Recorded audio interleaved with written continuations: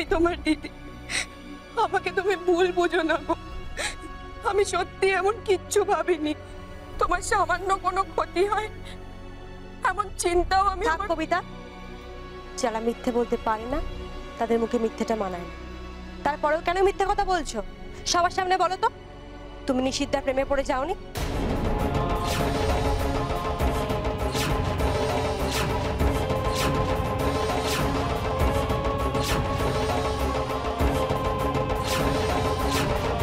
আমার কথাটা শোনো ডায়না, আমি আর বলার দরকার নেই তোমার। যা বলার তোমার চোখ বলে দিচ্ছে, তোমার চোখ স্পষ্ট বলে দিচ্ছে তুমি নিশিতদার প্রেমে পড়েছো।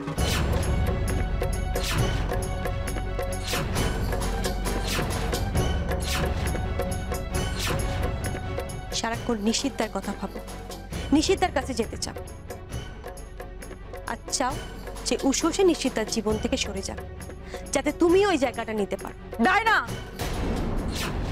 মুখ সামলে কথা বলো। তুমি আমার সামনে দাঁড়িয়ে আমার স্বামীকে জড়িয়ে সব কথা বলছো। কেমন মেয়ে তুমি? দেখেছো ঘোষমশাই, ছেলের বউকে চড় মেরেছিলাম বলে কত কথা শুনিয়েছিলে আমায়, আর মনে হচ্ছে চড়িয়ে থামিয়ে দিই। মেয়ে মানুষ বাড়িতে পোলয় না এনে থামবে না। থামছেন কেন মা? মারুন, মারুন চড় আমাকে, তাও আপনি সত্যিটা আটকাতে পারবেন না। এই যে কবিতার গর্ভে আপনার দাদু ভাই দিদি ভাই আসবে, তার জন্য আপনি এত আনন্দে আছেন, কিন্তু ভয়, সেটা কি আপনার মন থেকে তাড়াতে পেরেছেন? পারেননি তো। আপনার তো একটাই ভয়, কবিতা যাতে ওর সন্তানকে নিয়ে বাড়ি থেকে চলে যেতে বাধ্য না হয়, তাই তো এত ঢাক ঢাক গুড়গুড়।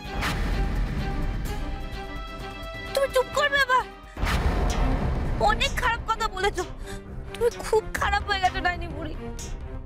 দেবল তোমার সাথে যা করে না ঠিক করে, ও যে কি করে তোমার সাথে ঘর করে কে জানে। আমি দেবলের জায়গায় থাকলে আরো খারাপ খারাপ কাজ করতাম। না কাকুলি, দেবল তো অন্যায় করে, তবে আজ ডায়না বড্ড বেশি অন্যায় কথা বলছে। তাই আমি অন্যায় কথা বলছি?